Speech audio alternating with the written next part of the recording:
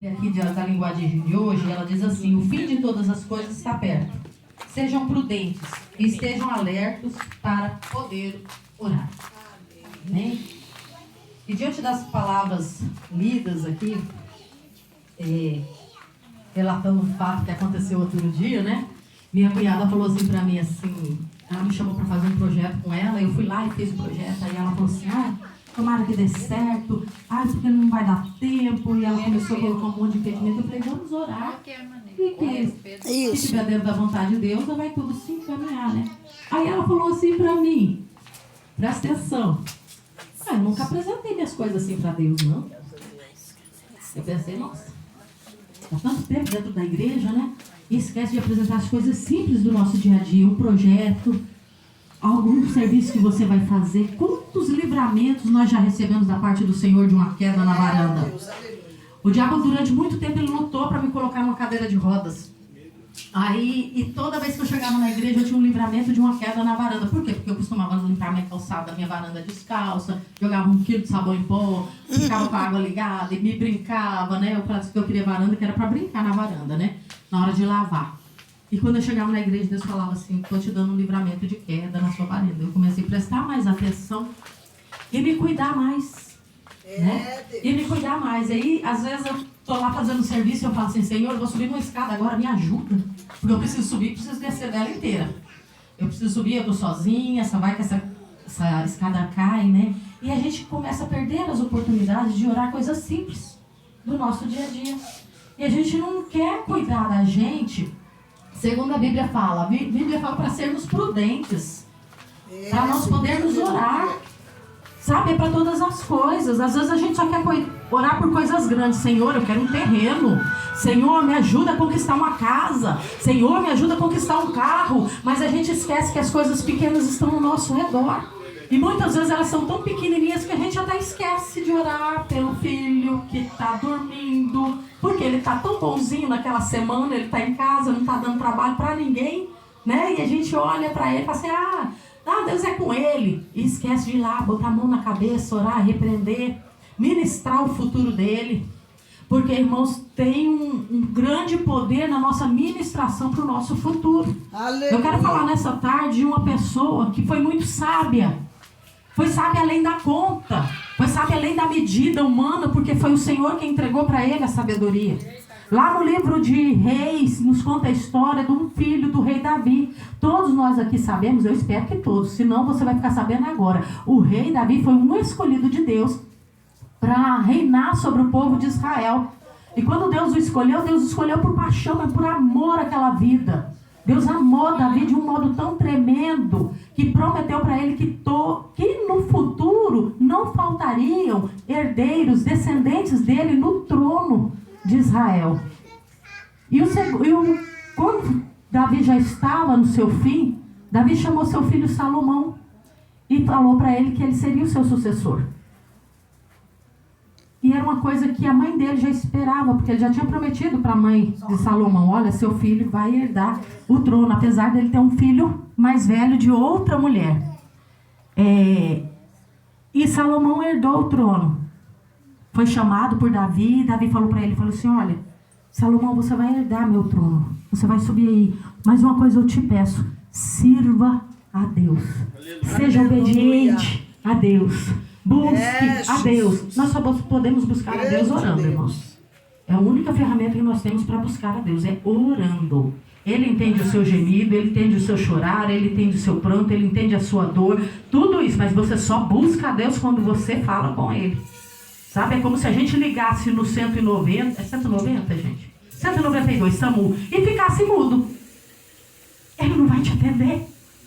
Se você não clamar por ele e falar assim, SAMU, eu preciso que você venha na rua tal, número tal, porque tem alguém passando mal, ele não vai te atender.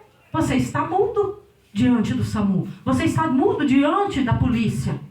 Mas quando você dobra o seu joelho, ou você vira na cama porque você já não tem força para orar, porque acontece, tá? Você já não tem força para dobrar seu joelho, você já não tem força para levantar. Tua alma está cansada, é batida, mas você dobra o joelho e fala, papai, eu estou aqui. Jesus me ajuda. Jesus me socorre. Estou aqui igual Davi, estou olhando para os montes, perguntando como é que dia que eles vão sair do lugar da minha frente. É assim que você faz, você busca, busca, busca. E Davi deu aquele conselho para Salomão. Busca a Deus, e ele fez isso. Ele foi lá e buscou a Deus, coisa linda e maravilhosa, está relatada lá no livro de 1 Reis. Né? E ele conquista de Deus uma resposta. E Deus responde a oração dele e fala assim, olha, o que você quer? O que você quer? Quantas vezes Deus tem perguntado para nós o que nós queremos, nós assim, nós balanceamos em tantas coisas, porque estão tantos pedidos, são tantas coisas que nos faltam, tantas coisas que nós queremos alcançar da parte de Deus, e a gente fica titubeando. Eu não sei se eu peço isso, eu não sei se eu peço aquilo. Deus fala o que você quer. Mas Salomão teve uma graça. Ele falou assim, eu quero sabedoria, Deus. Porque já que o Senhor me colocou diante desse povo tão grande, eu preciso de sabedoria para administrar tudo isso. E Deus, na sua benevolência, falou assim, já que você pediu sabedoria, eu vou te dar sabedoria e todas as riquezas que você pensar.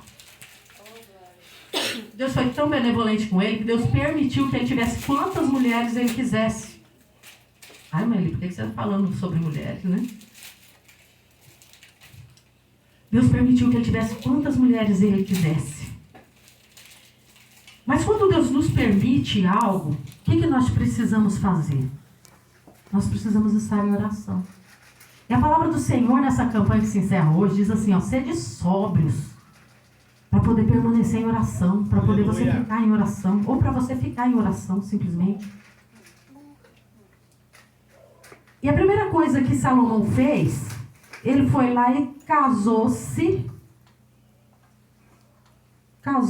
com a filha do rei do Egito, de Faraó, do Egito.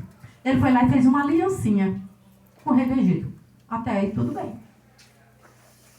Só que daqui a pouco o coração dele, né, já que ele podia ter tudo o que ele queria, né, estava bem na graça de Deus, né, ele começou a escolher outras mulheres. E foi. E pegou uma do reino de Edom, pegou uma do reino de Amon, e foi pegando. E a Bíblia fala que ele teve 700 mulheres, que ele fez mulheres, e 300 concubinas, que não eram as esposas, mas eram as filiais, né? Ele tinha as filiais espalhadas, estava tudo lá. Então ele tinha mil mulheres para ele se esbanjar. O que Salomão aprontou? Ele fez muita coisa, ele construiu o templo do Senhor. Deus falou com ele aquela primeira vez quando ele pediu sabedoria. E depois quando ele entregou o templo do Senhor. Estou aqui entregando o templo do Senhor, estou consagrando a Deus. E Deus se alegrou muito.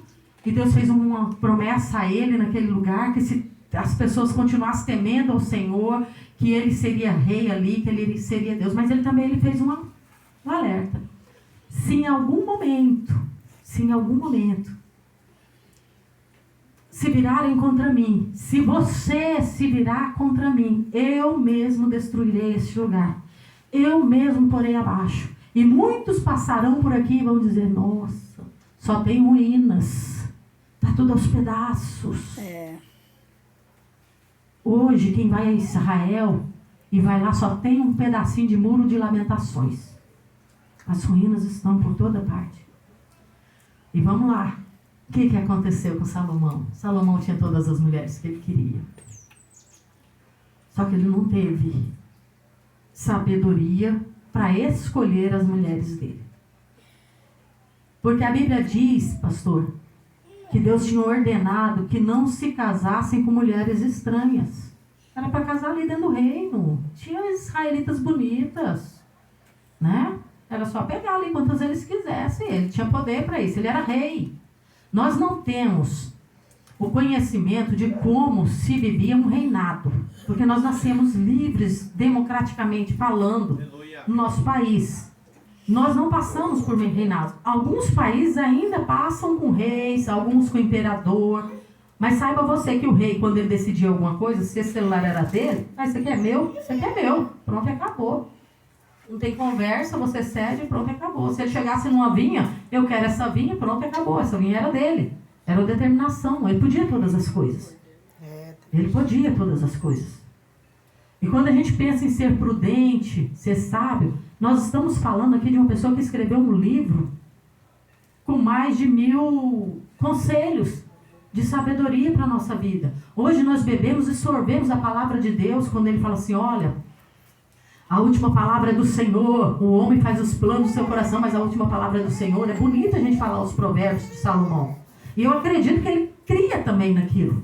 Ele cria do fundo do coração dele, ele botou aqui, ele colocou tantas coisas aqui. Ele fala sobre casamento, ele fala sobre relacionamento, ele fala sobre amar a mulher da sua juventude, ele fala tantas coisas, como você servir a Deus, como você não abandonar os amigos dos seus pais. Quando minha mãe faleceu, foi uma coisa que aconteceu. Eu pedi uma palavra para o Senhor e saiu, acho que em Provérbios, não sei se era 22, que dizia justamente assim: não abandones os amigos dos seus pais. E eu lembrei das amiguinhas da mamãe, né? Aí minha irmã ficou encarregada de umas, eu fiquei encarregada da outra, né? A tiazinha do Avon, né? Tem 80 e poucos anos e ela vende Avon e toda semana eu vou lá. Pego um negocinho dela, pego a revistinha, levo pra casa, volto, converso com ela no portão, pago ela, tal, volto de novo, né? E na semana que vem ela fala assim, Li, seu produto chegou, tá, vou buscar, dona Ana, vou buscar.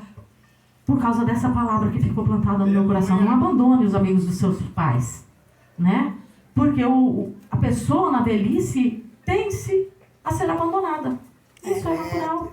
Isso é natural, né? Mas naquela semana que eu estava em luto, Deus falava assim, ó, não abandone